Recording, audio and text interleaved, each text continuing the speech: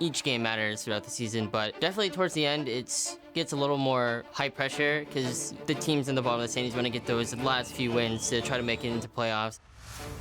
We can be much better than what we've shown this split. All that's going to matter is these next couple games and the fact that we can make the playoffs. CLG turning heads with the win over Cloud9. Right now, I just want to finish off the split in a way that would make me happy. I really want to be able to make it to Vancouver. Now or never. The goal is just making playoffs at this point. Really, every win matters. So we're just going to be trying our hardest to make it in. Even though we go to playoff, we must win those teams to go MSI. Now or never. I think we really just need to focus on getting those wins, especially on the lower tier teams, so that we can boost ourselves out of relegations. Now or never. At the end of the day, we just want playoffs, and just winning LCS is the goal. Now or never.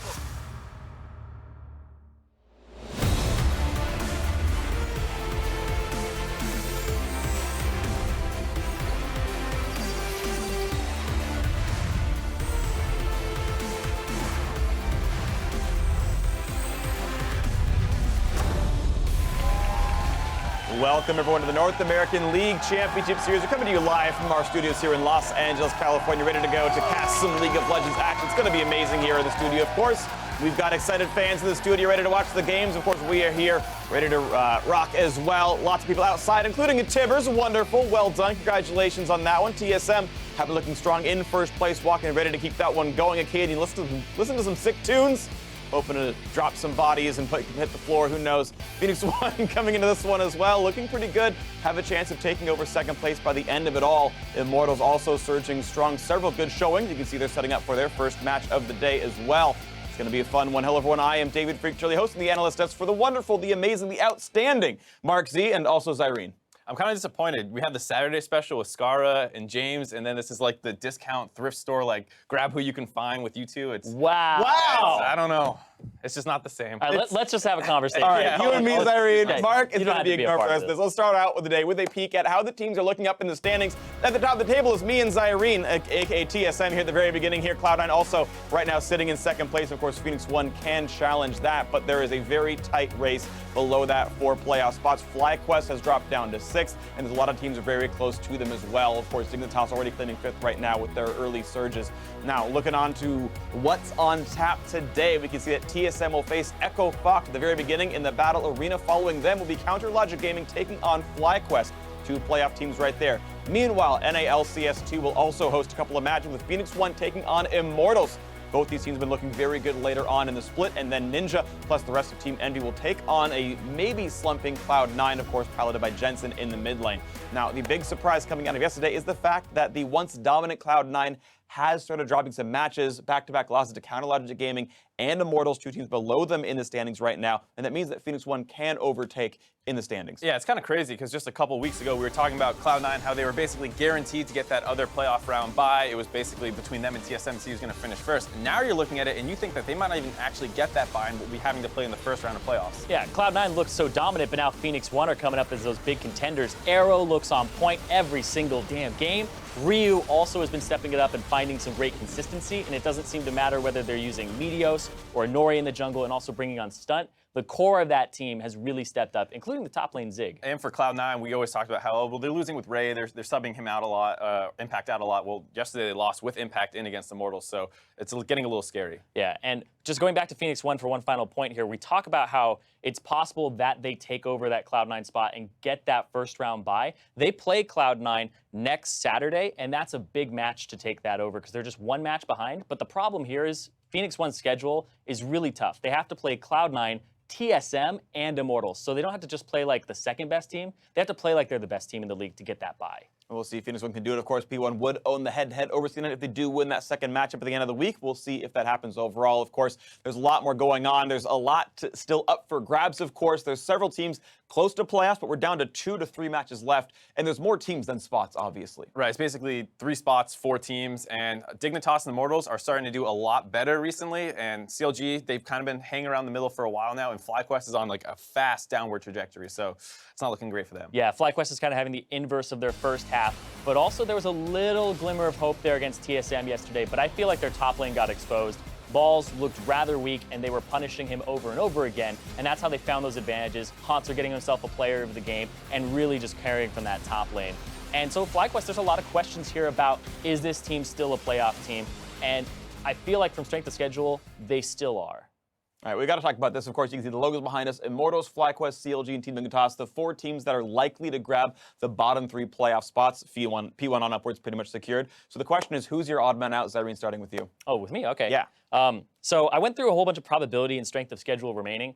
I feel like CLG makes it in because they have an Envy game and they have a few others there that are relatively easy, but it would put them at 9 wins, which seems to be enough with that huge clutter. Then there's FlyQuest, who I think is actually the 7th best team in the league, but they'll still make playoffs because they have TL and Echo Fox remaining in their schedule. So they have 2 wins that they could pick up rather easily. So it'll be kind of like the Apex Envy situation where Apex seemed like the better team over Envy last split, but Apex didn't go to the playoffs. So I feel like FlyQuest will make it, but then it's Dignitas versus Immortals. That matchup next Sunday is the really big matchup here because whoever wins that is the one that goes to the playoffs in my mind, and I feel like that's Immortals right now, having almost taken down TSM, only a Baron throw away, and then also taking down Cloud9. I'll go against the probabilities a little bit and say FlyQuest will be the team that won't make it. And really? I do agree, like, strength of schedule probably puts them in it, but if you look at who they've beaten, they've only beaten Envy basically in the second half of the season. And sure, they had that close game versus TSM, but we've seen Envy have close series versus TSM. A lot of people have had close series versus TSM. I don't actually think that means a ton just based off eyeball tests or anything like that, because we've seen almost every team look competitive against TSM. Yeah. And I do think probably FlyQuest still makes it just because of the strength of schedule, but they have not at all looked like the 7th place team, maybe not even the 8th best team. How far do they go? I still, like you said, I feel like they're the 7th best team, but I don't see them losing to both Echo Fox and TL.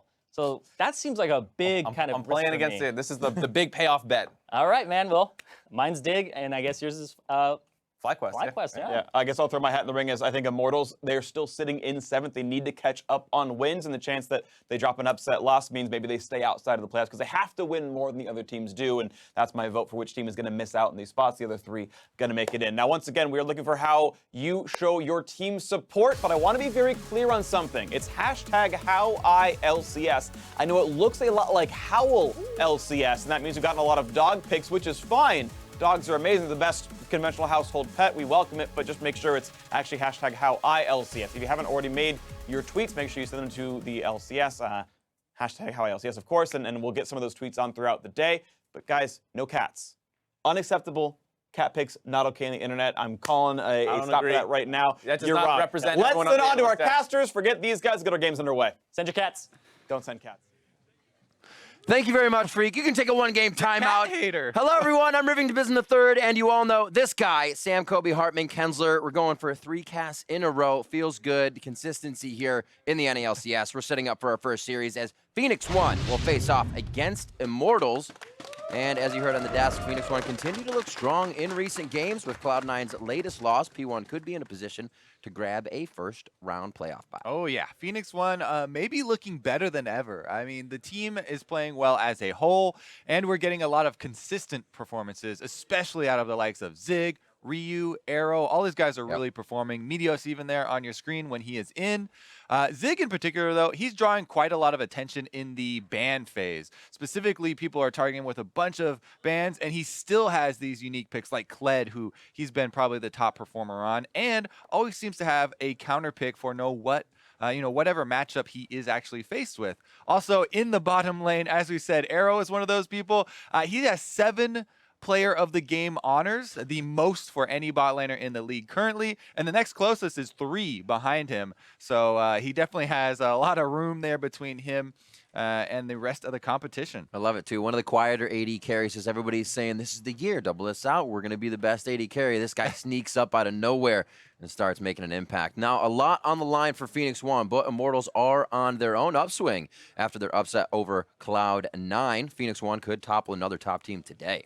That's true. I mean, as good as Phoenix 1 are looking right now, Immortals, they have a lot of confidence at least. And it's because they start out with quite a few losses, but I have to say, Dardoch in particular had a strong game 3 yesterday, to close out that series victory. And he gave a lot of credit to his teammates for believing in him and helping him recover and, untilt after a poor performance, which is a very big thing for these guys because Dardoch is definitely known for being an emotional player, and he does a lot better when the team morale is high, and they have been winning games. So Immortals, the momentum is definitely in their favor right now. Yep. As far as trying to get back on track, even though Phoenix One are a very formidable opponent and still favored in this matchup, at least Phoenix One are coming into this with some wins at their back. Yep, and according to Immortals, Flame, momentum is also on Phoenix One's side, which could make this a tough fight. 그 팀도 이제 미드랑 이제 원딜이 한국인이고 경험도 풍부하고 이제 기량도 잘 유지하고 있고 그런 면에서 이제 잠재력이 높은 팀이고 지금도 잘해주고 있죠. 저희가 이겨야 되죠. Knows that he's going to have to watch out for some fellow players in the opposing lanes, and they're going to give him a hard time as we have said, they have been playing quite well. We'll see how that works out. Let's check out the starting rosters. On the blue side, it is Phoenix One. That means it's the versatility of Zig coming into the top lane, Meteos roaming around in the jungle, Ryu holding down mid, Arrow firing off in the bot lane with Stun at support, and Coach Fly for picks and bans. And loading up on the other side of the Rift is going to be Immortals. Up top is Flame. In the jungle, Dardoch. Mid, Pobelter. Bot, Cody Sun. Support, Olay. Coach Hermes also on stage with them now. Two guys that have also been doing quite a bit of work there in that bot lane for IMT, Cody Sun and Olay.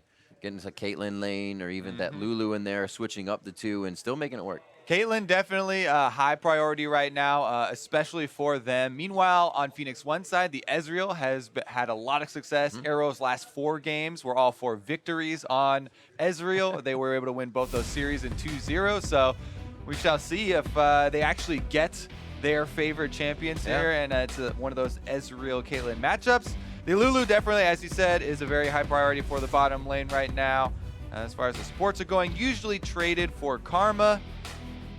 But we'll have to take a look first at the ban phase. Top lane already getting targeted out, and they want to whittle down Zig once again. This guy is just consistently receiving so many bans from the enemy team. We've seen a lot of Gragas love lately too, which can be flexed. We've seen into that top lane. Some days played that a few times, but also the junglers taking that quite a bit here. Could see Zig on something like that to make a hit in the game. Olaf being banned out off Meteos. And there is Cody Sun's Caitlyn. Yeah, Cody Sun's Caitlyn. So now the Ezreal even higher in priority in this series. Meanwhile, though, I'm still thinking about this top lane because as far as Zig, you know, taking advantage and having counter picks, Flame has played a ton of tanks. His last 3 were on Nautilus. He does have a lot of Rumble games in there as well, but we haven't seen him, you know, quite go back to a lot of that DPS in the top lane. And I do expect him to go for more of a tank role. Try and round it out, you know, kind of allowing Dardoch do his thing in the early game. Elise actually there finds her way into the ban phase specifically against Meteos, who has been going for his comfort pick. So 2 of the comfort picks for Meteos off the table. He still has his reliable Zac though, I guess. We've seen they it. want to do that. We have seen it. So it's a Nautilus lock-in to start things off, actually, for P1 with so much left on the board. And as I said, that is something that Flame has gone to over and over recently, so it's a takeaway pick here for Zig. Instead of letting him have that and go for the counter pick, Nautilus right now is the king of the tanks there after the nerfs to Maokai. Definitely can shove you in early as well. But again, traded over for that rise in priority of 80 carries we talked about. And say you take, then we take. Arrow will not get to Ezreal. Rengar for Dardoch to start things off this game. Hopefully he can go aggressive. We did see him actually pushed all the way down onto a Lee Sin match yesterday, which he actually played very well on with the team behind him. And that Lulu does get locked in, expecting to see that in that first rotation. Meteos locks that in for stun. So we know that that Nautilus is going top. Nothing crazy. Yeah, definitely true. It's still a flexible pick. Yeah, you're right. We always got to keep that in mind. Honestly, though, let's see. 80 carry role could be answered. I guess as far as those 3 comfort picks we listed off, they have an option of trying to grab one of those for Meteos because he's been targeted already, and there we go. Things change a little bit when you have a Zac in the game. Some warding, also realizing the range of the gank you're going to be receiving here. So IMT, change of thought. There is a lot of crowd control on the Phoenix One side already. And with the 80 carries also being whittled down a little bit, I actually would expect Immortals, you know, maybe even to follow the second round bans up with an Ashe and a Varus maybe to really pinch down onto Arrow's champion pool next, as Phoenix One decided to grab Meteos, his Zac, in the first round instead of matching roles. 10 seconds for that first ban phase 2. Well, it's taking their time here. Actually, I'm going to choose Ashe. Yep, exactly what I said. Ashe and probably Varus maybe to follow that up. As far as willing back down on the 80 carry champion pool there for Arrow in the bottom lane. Do what Phoenix One rounded out with here though, because as they have a lot of crowd control, they need a lot of damage here in the back lines to back it up. Lulu definitely helps out with that attack speed boost. I'm a little sad they banned the Cog. I want to see it. Yeah, I mean, it is the newer Varus, so definitely did receive some nerfs. I think people are still comfortable with going with the little bit newer version of the build with the Hurricane and Infinity Edge, though. We'll see if Arrow actually does like that build or not.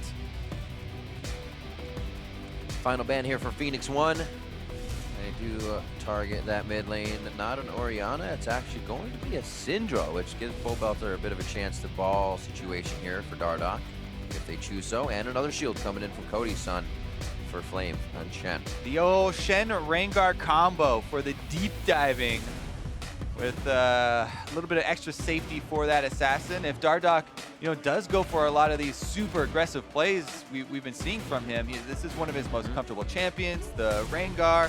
He really likes to try and snowball, and now he may have his good old buddy Flame in the top lane to be able to join him. Still waiting for one more. Mid lane Ryu and that Jace. Let's see what the 80 carry comes in as. Talking about DPS from the Unless back they do line. crazy stuff, Definitely Kobe. gonna be there. Yeah, I mean, technically still flexible around, but I think you're right with your initial call there, Riv. Probably gonna be the Ryu. It's getting late in the season, pulling out all the cards. Oh, do we get to see a Callista now with 7.5? We do. Locked in Arrow gets pushed back, and he's gonna bring out the Callista, even with the Varus open. This is his choice. Yeah, it's interesting because seeing the Jace and Callista, you think a little bit more early game oriented, but Lulu does provide some extra attack speed scaling there for you as you're getting further into the game. And Zac is actually one of the tanks that scales pretty well too. So Phoenix One, they don't have to worry too much about later in the game, but they definitely do have a lot of options for earlier as far as the high-powered starts. Callista doesn't need to wait on a whole bunch of multiplying crit item builds. Can get right in there. New Blade of the Rune King's very nice. Hurricane's always very good for her. We'll see what Pobelter can do with the Assassin trying to match Ryu here. I think they have enough shields with the Karma, the Shen. Instead of the Orianna, they put in the Ahri for Pobelter. A little more carry potential there for himself. See what he can do up against Ryu in the mid lane. Slippery 80 carries, hard to catch for these junglers, but the junglers also having pretty much unhindered initiations here. Once they get their ultimates, they can slingshot in on side. Meteos, Dardoch in, so I think we're going to see some pretty awesome fights coming into this game. Definitely is interesting because Immortals with a very clear strategy here in the picks and bans. They double ban Meteos on his comfort champions to try and punish this smaller pool that we've seen. And the thing with Zac is, yeah, he does, scale pretty nicely once you get some cooldown reduction and a lot of the items coming in. However, Rengar can take advantage of him early. Zac does like, I believe that graphic is wrong, by the way, because I'm looking at Meteos' face, and that is not Inori on Zac, by the way. The beard is just too Unless powerful. he takes off the Meteos mask right now. There it goes. It's just Mission Impossible. So it is going to be Meteos on Zac as we head in. Hashtag P1 win. Hashtag IMT win as we get in onto the Rift. We are going to see who can move up in the standings. Like we said, if P1 can continue to top of the rest of these teams on their list, Immortals, C9, TSM, does not look easy. They will be in a very good spot. Yeah, this is a very crucial game for both these teams in a little bit different ways. They have different goals here. Phoenix One are actually eyes straight to the top. They want to grab the buy from Cloud9, who gave them an opening with a couple of recent losses. So Phoenix One, they're shooting for the stars right now, trying to get a playoff bye, whereas Immortals are trying to get into the playoffs, and they are also kind of at that cusp. One of those teams really trying to get into there in the last couple spots that everyone's heavily fighting for. So they would definitely love a victory here against one of the favored teams. And again, the junglers that you mentioned, Dardoch here on one of his favorite champions, Meteos on one of his. Definitely early game advantage can go to Rengar. We've seen a lot of Rengar invades recently. We'll see if he gets any help on the Raptors, though. The recent nerfs that we are on 7.5 did hurt him decently as far as how much damage he's going to take early. Armor reduction, as well as less health gained back from his W on the camps. Pobelter could, on Ahri, go over and give him one of those orbs to try and AoE down the full camp. That helps a lot. And it looks like there won't be an invade to stop him, but maybe there will be an invade here on the Phoenix One side. Meteos is starting top, so they won't find a jungler. It's a fake invade down there. That's pretty nice. Pobelter making sure he actually gets the return orb through for a little bit more damage. Yeah. You know that Dardoch's top. It's super nice for Rengar, especially after those nerfs, to get a help on those Raptors. Yeah. And nobody takes any of them, so he's able to get the full experience as well. This is actually setting him up quite nicely to go for an invade.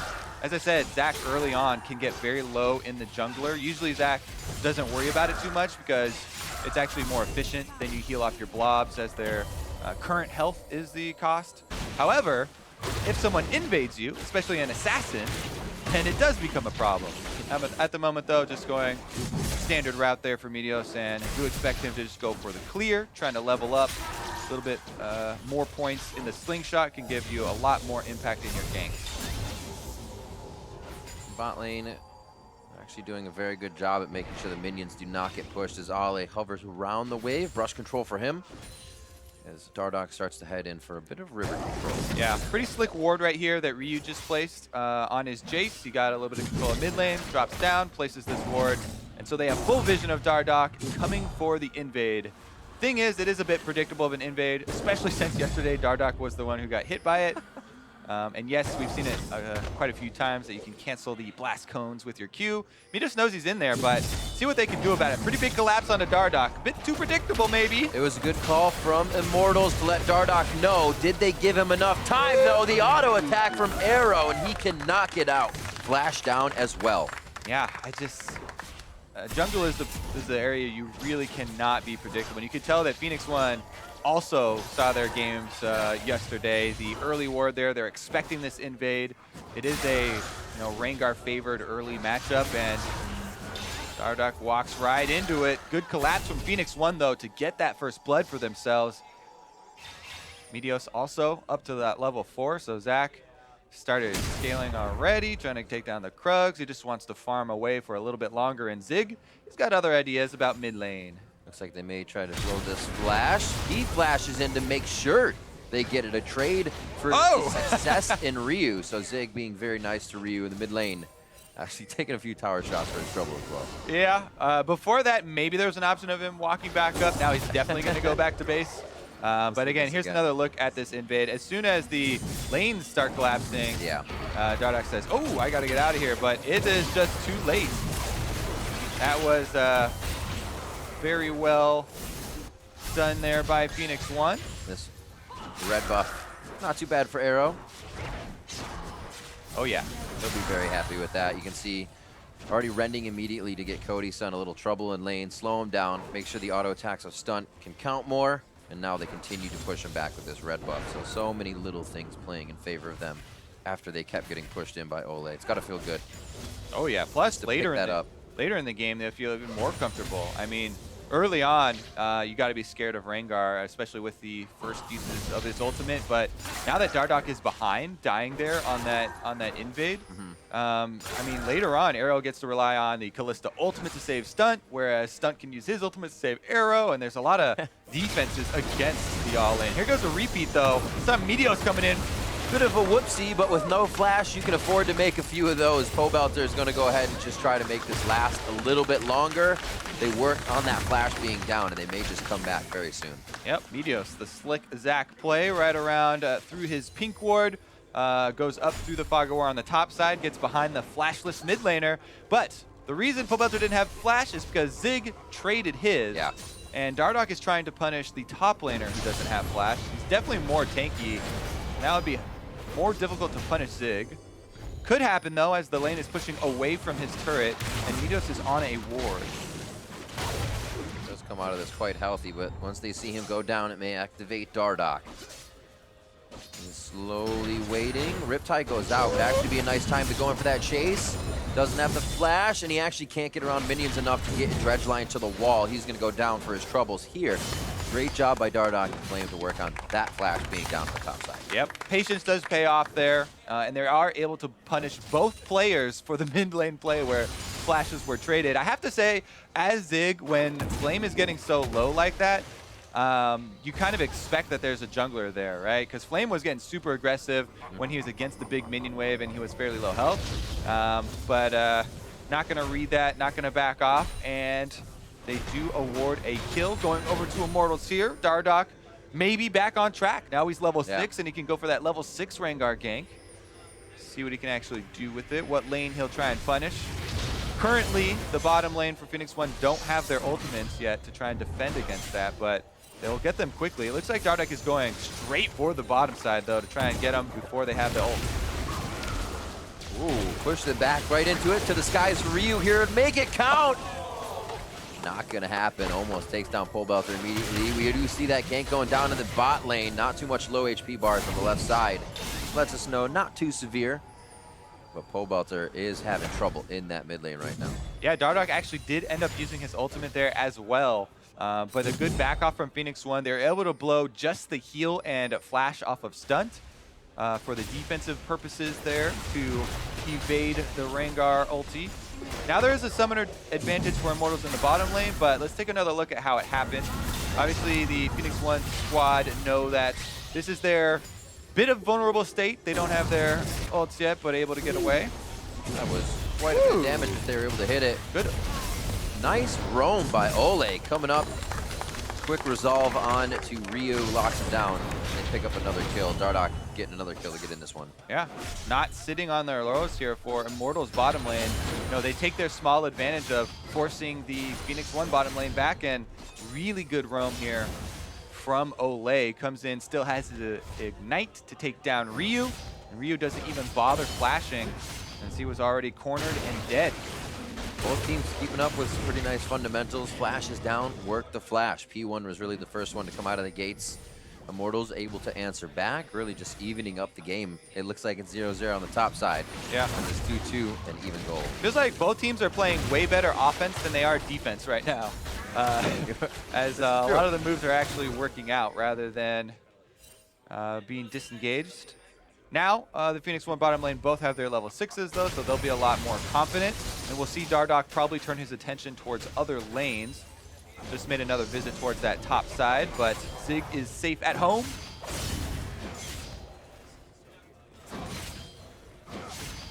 Cutlass in, damaging and chilling for Dardoch. He's going to be trying to go for more kills immediately and control this game. A little bit of a tank from Meteos, as we would expect. First recipe items here able to be purchased is level 6 around the maps. Start to spice things up. Coming up on 10 minutes now. 83 to 78 in this bot lane. Seems like it's just been going back and forth without too much aggression other than Dardoch's last hit. Didn't even seem like Cody Sun and Ole could really go in on that with how much safety Arrow and Stunt have in this lane. Yep, and a lot more here for Arrow. He's going for the Blade of the Rune King first build, which definitely is good for the single target uses and your sustain in lane. Also, don't underestimate the Cutlass active in chasing people down. Right now, though, Dardoch back to the bottom side actually uses his ult, and Stunt can get ulted away.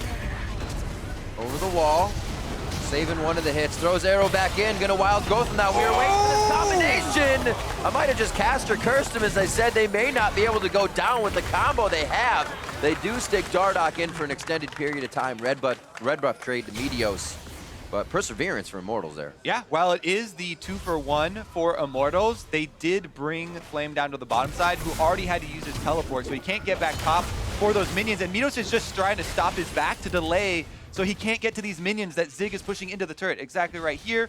And a lot of money gonna go to waste as far as the cost of that play down bottom. Meteos is going to hope that the cost does not involve their bottom turret as well.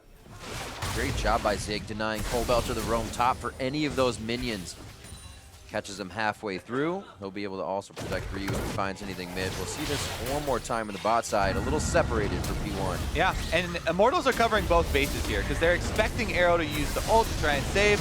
Dardoch comes around the edge here. Flame got the taunt off right before the knock up there, so he's able to get in. Dardoch does go for the dive on stunt, which is able to secure, definitely at the cost of his own life. I feel like it bought more time for the rest of the squad to get out afterwards, though. As of the replay, all of Phoenix 1 have decided to go grab that Drake. Lots of extra objective control with the Kalista. We do have to remember that if P1 is first to the Dragon, they're probably going to be able to grab it, as well as sneaking possible Barons throughout the game. All 4 of the Immortals kills are on Dardoch as well. So a lot of the money here focused on the Assassin, and that is an interesting scenario because, well, actually mid lane more interesting. Oh, it's the charm. Exhaust is down. Nicely timed as well. Ryu stays alive as they try one more time for that mid lane. Ryu still has himself in trouble. The Ignite goes down, flash hit. He should stay alive as he chugged the potion there, and it's now going to be on to Pobelter. Does Meteos pick himself up another kill as he comes in at the end of a team fight? He'll have to work on the timing, but he is coming up with good results. He's cornered! He might pick up another one on Dardoch. Does Meteos give this one over to Arrow? I don't think they have a choice. They're going to have to do a full chase on this one. Meteos, the slingshot is going to be a zoner, and that's the Arrow, the Q coming in from Arrow.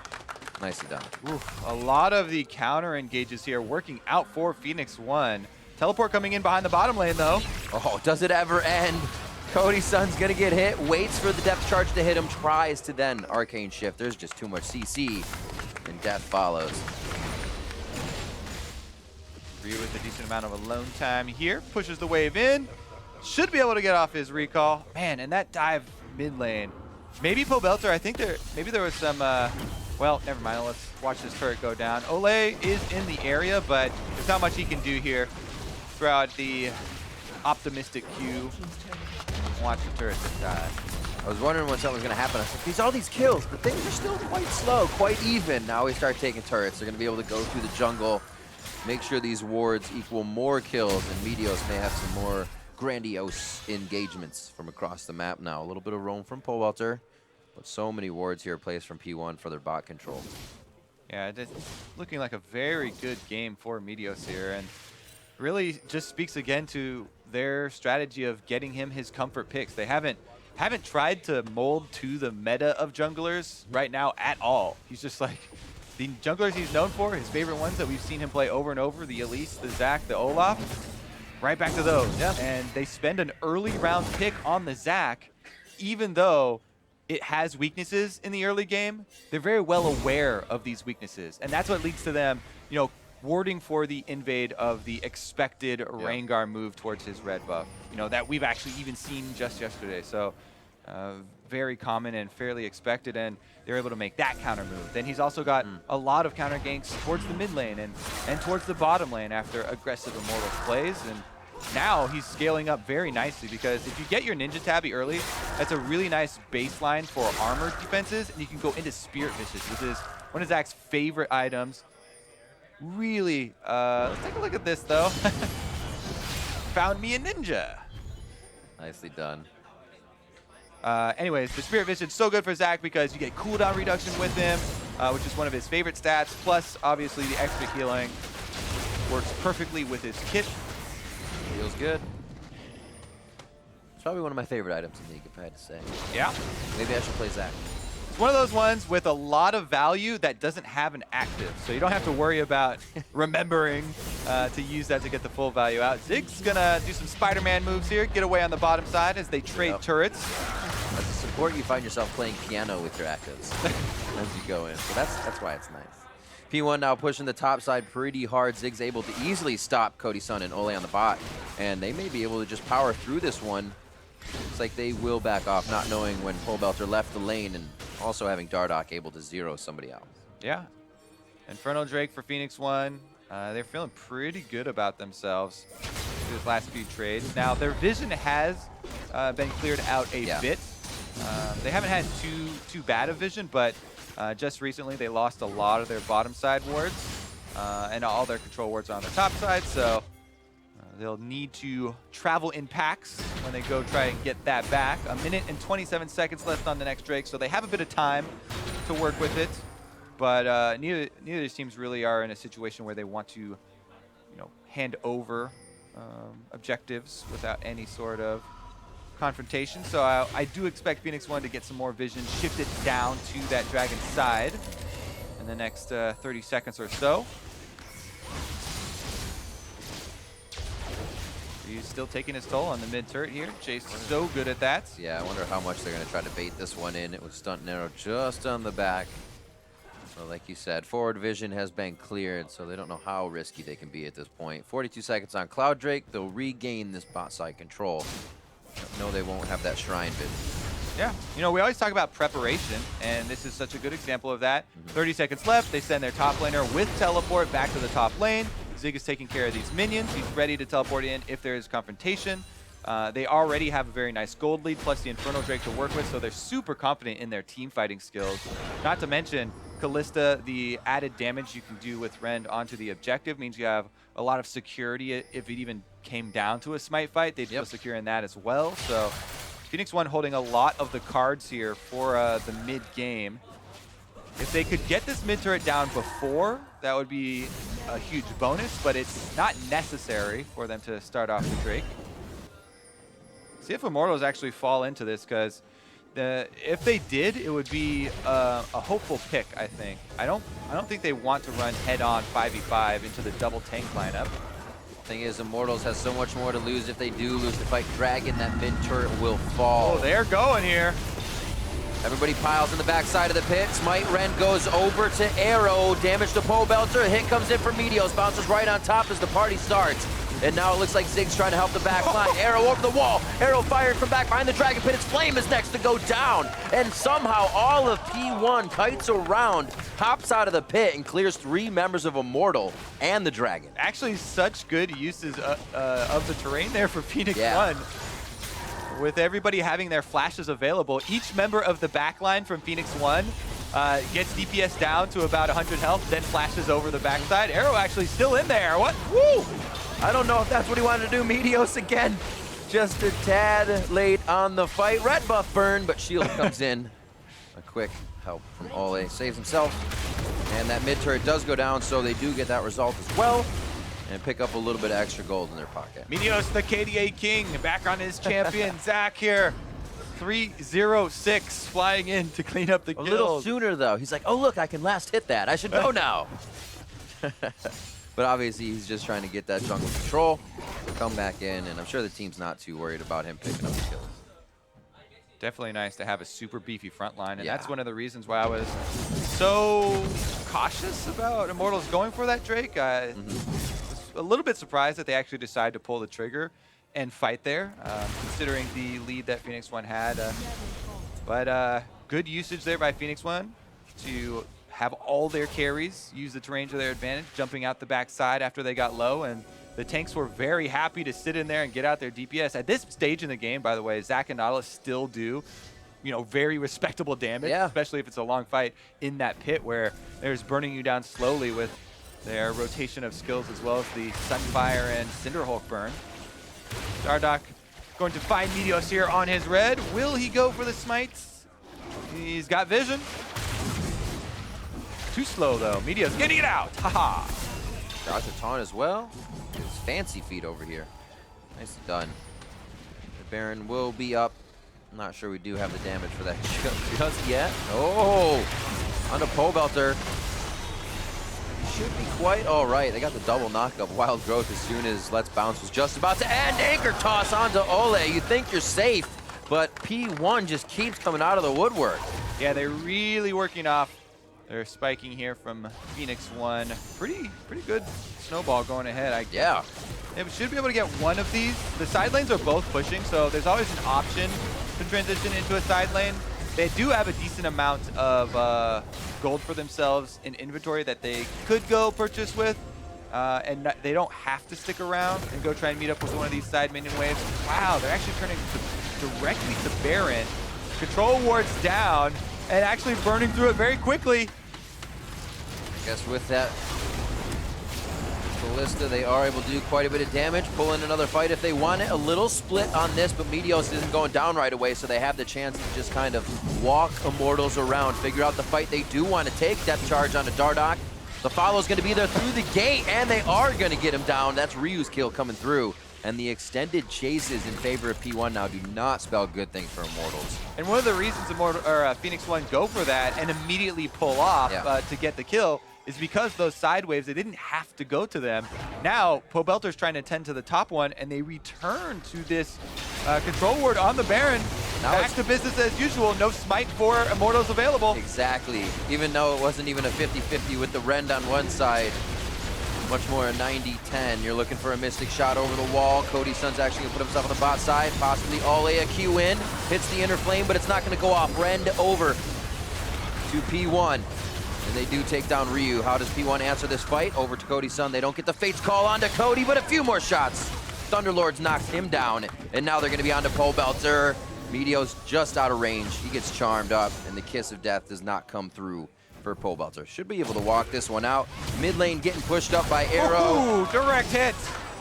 Battleship sunk. It's very hard to get away from this team. One thing I really didn't take into consideration was P1's ability to keep up in fights. And they just gate, they jump, and they keep running forward with Whimsy speed. Or I should say Polymorph. Pretty good stranglehold Phoenix One have on this game at the moment. Baron buff gonna really empower the side pushes, and the outer turrets probably won't last long. Immortals have a lot of vision on the map, but they don't have a lot of combat power in their inventory at this point. Not to mention the 10,000 gold lead here of Phoenix One at 22 minutes, but they also have the Infernal Drake on top of it, you know, boosting up the Jace. Whew. Jace mostly. Actually, this is not one of the teams that benefits tremendously from that Infernal Drake. It's mostly just Ryu, as Arrow does have a decent amount of attack damage, but a lot of attack speed as well. And most of the other fellows are tanks. Only gonna make things harder for Immortals that P1 is so far ahead. The Quicksilver Sash now coming in, giving the bot lane of a Wild Growth and a Fate's Call even more options to get out of a taunt or an charged up Bola, charm. A lot of things to lock him down. Split lane here, 3-1, as Ryu pulls a little aggression here from Immortals, but the rest of the team will also join Ryu, so we gather on the bot side for another fight. Very dangerous for Immortals to be on this turret. Mid lane getting pushed by Arrow right now, and Immortals just getting pulled every which way. Here they go! Good flash from Very Arrow. nice flash over the wall. Actually pulls the Stand United in. Meteos with a quick slingshot over the wall. Stunt gets the Fate Call in. Wild Growths himself, thinking it's going to be a little too dangerous. And it looks like P1 back and forth, can't find the kills, but they are definitely scattering Immortals. Yeah, and the lanes are pushing once again. So right after all this disengage from Phoenix One, they can get right back to the task at hand, taking down turrets. Outer one on the bottom side, Ryu should be able to deal with that himself, while everybody else going straight to the mid. Very nicely played throughout this game by P1. Really working off the second they're getting back in the lane. The second a teleport is up, playing that cross map and making sure Immortals cannot get back into the game. A hook onto Flame. Is that the kill they even want? 4v1 in the backline as Meteos is able to control any more engage coming in from Immortals. And now they're going to take down this inhibitor turret. They've already dropped mid, and they're going to go around the horn if they don't just go for the Nexus. Yeah, why wait? Inhibitor number 2 down. Baron buff still active, and Nexus turrets under fire at 25 minutes. 15-6. Dardoch looking to create pressure with the ultimate. Finds somebody on the back line. He hits Arrow. The Wild Growth is immediately there. That's what Stunt's been waiting for all game. Finger on the trigger, ready to save his 80 carry. And P1 bringing out the Kalista composition, tanking it up, pulling out a very nice 25-minute game, and they'll take game 1 of the series over Immortals. It just seems so effortless from the Phoenix One squad there. As you can see, didn't even break a sweat. Really good collapse as far as predicting the invade, then warding appropriately. Yeah. Lanes coming over, and after that early game, single play. Pretty easy for them. Definitely a sobering first game here for Immortals, who were riding high off their recent resurgence. Yeah. Definitely seems like there's things to consider for Immortals coming into this. The way that P1 was playing it, I was kind of saying everything happened by the second, but they had Immortals' number on the first plays. They left lane really late on that red play to not alert any of the Immortals members to say Dardoch is in the jungle. They made sure they could get there. All right, all collapsed. Now he's been there for a second. And then everything just kind of seemed to turn against Immortals, and they weren't even really trying much other than a few side lane ganks. Yeah, there are a lot of things wrong with that early red play. I mean, not only did we see that exact play or very close to that play used against Dardoch just yesterday, but you have to be expecting it. You have to expect that your opponent is going to think, oh yeah, I'm Zach, I'm going to get low. Definitely there's a vulnerability there. Meteos has played a ton of the champion. In solo queue, it happens a lot where you get invaded like that. Ryu in the coordinated games gets to place a ward for his jungler. Yeah. Thank you very much. Everybody, all mid laners around the world, take note. Protect your jungle entrances when you have a weaker jungler there. And yeah, able to just collapse right onto Dardoch. Also, nice guy Zig coming in early game. Flash for Ryu. Get that kill over onto Pobelter. A lot of little things in the early game here for P1 to take that win. Now for a deeper dive into that P1 win, let's check in with our analysts. Thank you very much, gentlemen. Yes, we are here to talk about the fact that Phoenix 1 did take down Immortals in quick fashion here in Game 1. Honestly, almost a speed run. And I want to talk about the fact that we're going to start with Champ Select Team Comp, that all the words came together and became Tomp. Yeah. For Team Comp, I guess what it was. But you can talk about the fact that, hey, we see some Kalista here in North America. I actually really like it. I think that Arrow played it pretty well as well. And it's a bit of a far cry from what he's normally known for. But it's super cool to see him on this champion that is now rising up. There was 2 bans thrown at him with the Ashe and the Kog'Maw, and it seems to be a little bit further down the tier list for him, but I think he looked all right. Yeah, it was interesting that P1 decided to favor getting Meteos a pick with the Zac and matching the junglers there, so they'd rather risk getting the 80 carry pool pinch than their jungler pool, which makes a lot of sense when you consider like Arrow's probably the best player on the team, potentially even in the region, and Meteos is someone with a bit of a weird champ pool. So it was smart draft by P1 to make sure that they secure their comfort champs for Meteos and just trust Arrow to be fine later. Yeah, and so when you look at the Immortals composition, just jumping over to what they got the thing that we usually talk about as it's the dive composition. You have the Rengar and you have an Ahri, so you have 2 targets for the Shen ultimate to come through on, but we really didn't see a lot of those fights go their way at all. We saw them go the way of P1 because of early roams, early skirmishes, and then the team fights started going their way as well. So I feel like P1 kind of played around the composition that wants to have these skirmishes where the Shen comes in by kind of avoiding Dardoch early and putting him behind. I think that invade was really big at the start of the game. Yeah, I think Dardoch definitely misplayed the invade. He destroys the blast cone. He needs to get out of the invade. Showed off, though. It was pretty cool. Like, okay, it looked cool, but like, the blast cone is how you get out of risky invades. I don't know why you kill it unless it was like a mistake and he's like, oh crap, I accidentally attacked this thing, but it was clearly silly. Yeah, so I really don't like it for multiple reasons. The ward was there, of course. Also, he told us about that invade yesterday in his interview. But he said with Maokai, he had Shen this time, so there's no way they're going to see it coming because it's a different champ in the top lane. To be fair, everyone knows what level 3 invades look like, so it's not like he gave away suddenly this secret strategy. Let's talk about Meteos a little bit, though. Overall, I thought he played very well. I found it interesting. He pulled 2 bans. Okay, his champ pool is unique and special, and like people are gonna call it like a complaint and an issue for him, but like he's still working on his unique champion pool, pulling 2 bans, still coming out with an unkilled game. And that's a huge amount of value placed onto Meteos. And you know, Nori's still on the bench, and you know he's raring to go and all of that. But Meteos is actually just not just on a winning team. He's part of the reason that they're winning these games right now. And drawing 2 bans, he's kind of like you put Meteos in, and the enemy has to pay a Meteos tax of an Elise and an Olaf ban. And he gets to play Zac, one of his comfort picks. That's still a win in my book. Right, and I think, I mean, to be fair to Dardoch, he also had a very good early game. A lot of it was the fact that P1 works better as a team, so they talked about that Zig going mid early on, blow a flash trade at Meteos regank for the easy kill. Those types of things, obviously much more impactful in a Jace Ahri matchup than the return kill that they gave up on the top side in a Shen Nautilus matchup. So obviously P1 plays around the rest of their team better, and there was a risk there at around 10 minutes. You can see it on the goal graph where P1's bot lane was losing, and they were risk getting smashed by Dardoch. Dardoch was 4-2 after that kind of invade got turned around on him, but after that he bounced back really well. He was almost able to kind of blow this game open for his team, but there was too many other things that P1 was doing well. Yeah, and I think as this series goes on, you're going to see how much of a team P1 really is because that's what's shining here for me over the Immortals squad, is they're collapsing faster. Zig is going for roams more often. They're also just kind of reinforcing each other faster on these skirmishes, like I said earlier. And that's what really stands out to me. Like, even everybody's on the same page when they're going to the Baron.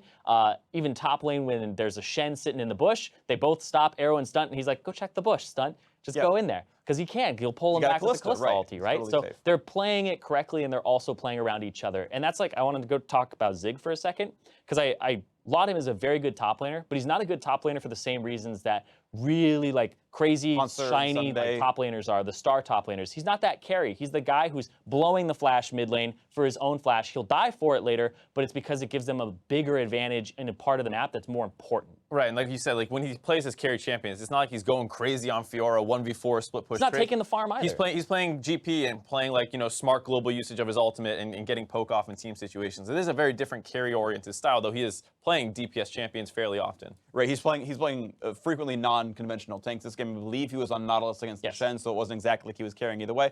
But want to bring up the fact that player of the game honor is going to go to Meteors for this one. I think well deserved. Actually 14 KDA, not 12, so he's improving his stats from the old days, of course, even on that trademark, Zach. But honestly, right, really good stuff from him. But as you guys were mentioning, a team-wide win overall. I want to bring up one last point, which is that bot lane once again. And it's multifaceted. On the one hand, it's Arrow going off his old comfort. He's back on things like Kalista, which I haven't seen him do for a while. And question one is this going to be weaker? Right? Does the metagame change? The pool of strong champions change? Does Arrow fall off?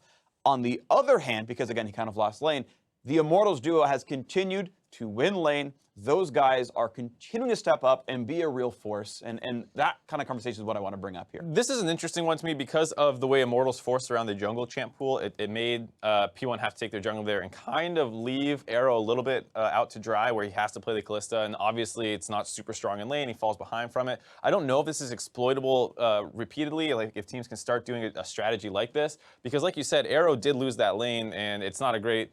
Obviously, lane, there's a reason we don't see Kalista all the time. So this might be something of concern, but I think it was just well played by P1 because they were able to cover up for those deficiencies. Yeah, when I was watching the lane early, there was a few Karma mantra Qs that hit Stunt and chunked him to about half HP. So I feel like it's not just Arrow losing the lane, right? It's a team thing. I feel like Stunt is also having to synergize a little bit more, even learn a little bit more about professional play and wave management at the start of the game. So I'm kind of like cheapening this and being like, you know, it's not Arrow's fault. It's Stunt's fault. Let's blame the support. Game. Let's throw it over. Arrow's the best player in the league. It's my laner's fault. I didn't do anything wrong. You'd make a great AD carry, buddy. Blame the supports, of course. Now, that's going to be it for us here. Game 2 of the series is going to begin soon for Immortals versus Phoenix 1. It's coming up after the break, so stay tuned, and we'll be back in just a few minutes.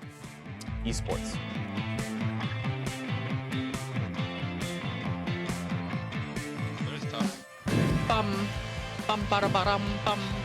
I think Stunt's dealing with the apple pancakes. There is small brain. What? That's not a song lyric for sure, actually.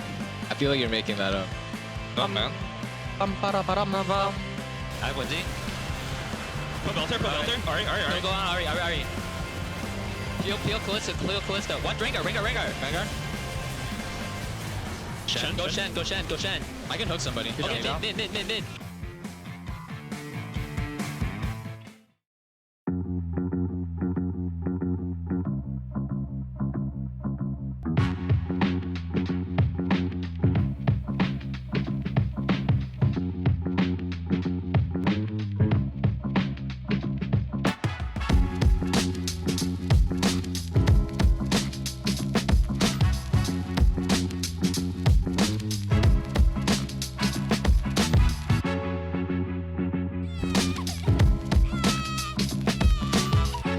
Settle down, boys. Kled initiation. I won't settle down, Kobe. 7,000 moves. It's to OP. Kog'Maw. It's happening.